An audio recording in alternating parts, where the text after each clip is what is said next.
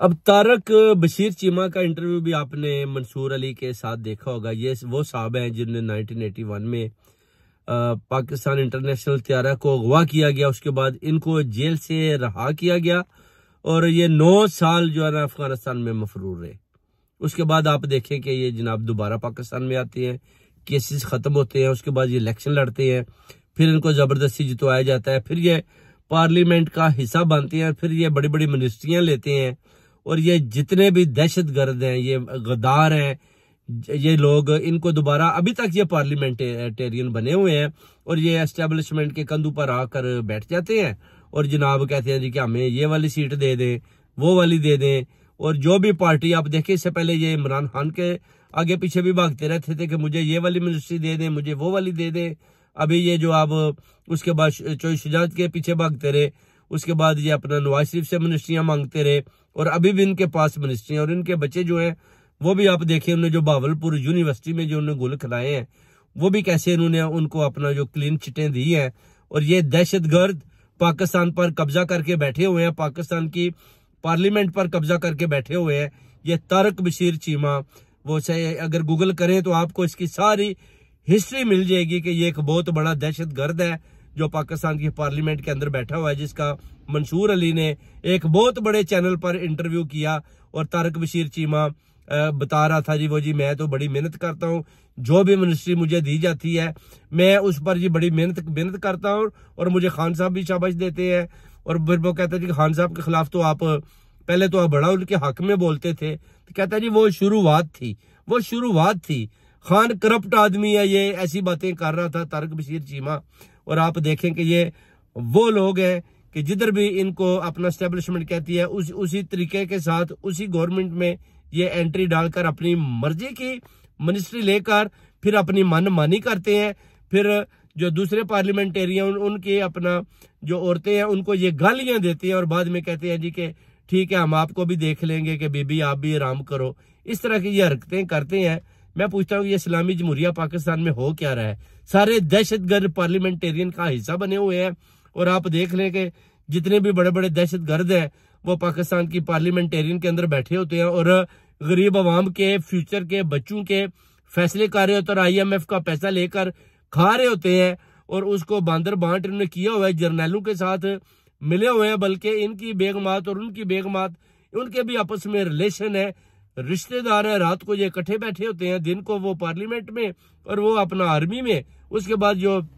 सही आदमी होता है खान साहब की तरह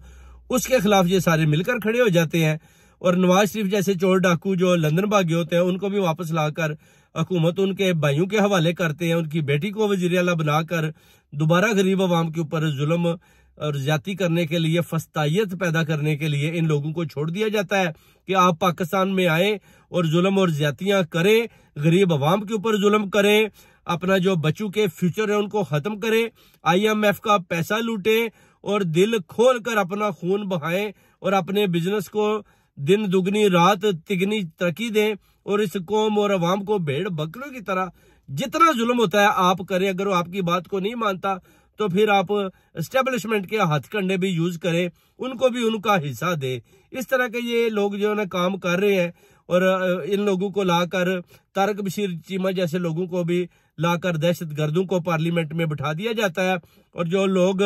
मेहनत करके अवाम की खिदमत करके गरीब अवाम के काम करके पार्लियामेंट तक पहुंचते हैं बड़ी मुश्किल से, उनको आगे से ये फिर आंखें निकालते हैं, उनके साथ लड़ाइयां करते हैं, झगड़े करते हैं और उनको भी तंग करते हैं। ये सारी स्टोरियां हैं। अल्लाह ताला पाकिस्तान के फ्यूचर को ठीक करे और इन चोरों डाकुओं और दहशत गर्दों से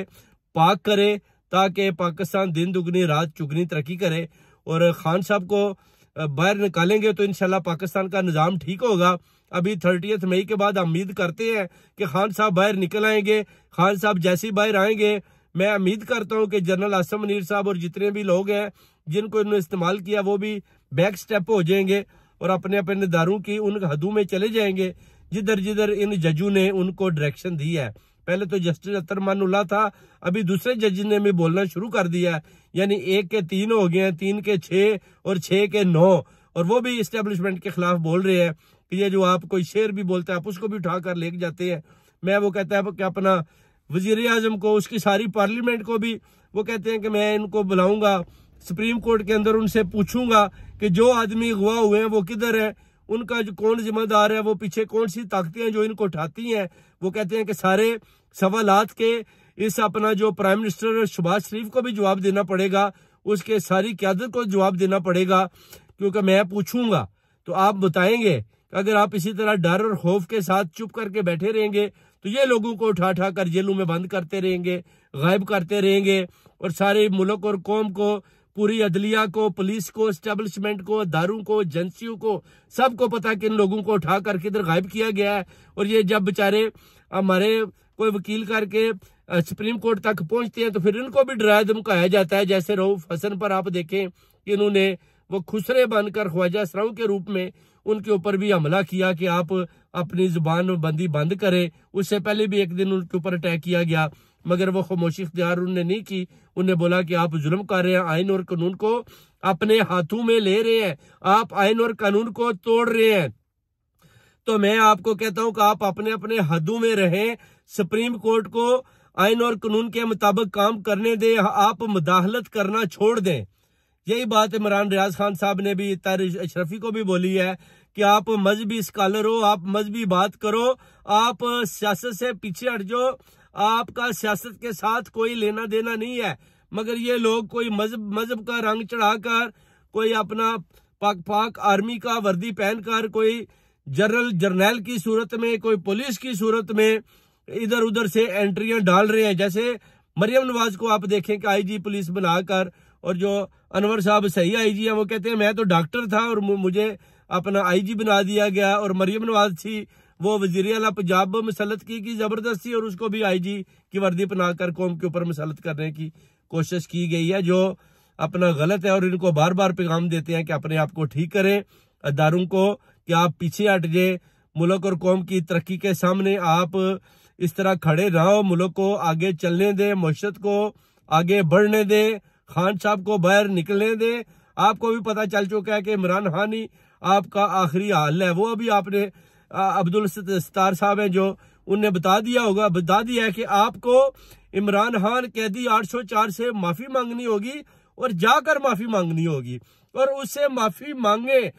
मांगेंगे तो आप ठीक होंगे। अगर आप कैदी नंबर 804 से माफी नहीं मांगेंगे तो फिर ये मुल्क आप नहीं चला पाएंगे। ये मुल्क आपसे चलने वाला नहीं है। मुल्क को चलाना है तो कैदी नंबर 804 के पास पहुंचे, उसको मनाए, उससे माफी मांगे, और फिर देखें कि कैदी नंबर 804 वो कैसे इस पाकिस्तान की तरक्की लेकर पाकिस्तान की अवाम को, कौम को जो उसके साथ खड़ी है, वो कैसे आगे बढ़ता है, और अपना काफिला और अपनी नई क़यादत के साथ मुल्क कैसे दिन दुगनी रात चुगनी वो कहता है तरक्की करता है। चोरों और डाकुओं से हुकूमत वो कहता है नहीं चलने वाली। हुकूमत अगर चलानी है तो वो सिर्फ और सिर्फ इमरान खान चला सकता है। इन जर्नैलों के हाथ में कुछ नहीं है, ना इनसे हुकूमत चल सकती है, ना नवाज शरीफ से चल सकती है, ना असफ अली जरदारी से चल सकती है, ना कोई और सियासी पार्टी चला सकती है। मौलाना फजलुर रहमान को भी ये बात समझ आ चुकी है कि अगर इस मुल्क को लेकर को आगे बढ़ सकता है या कुछ चला सकता है तो वो सिर्फ और सिर्फ इमरान खान है।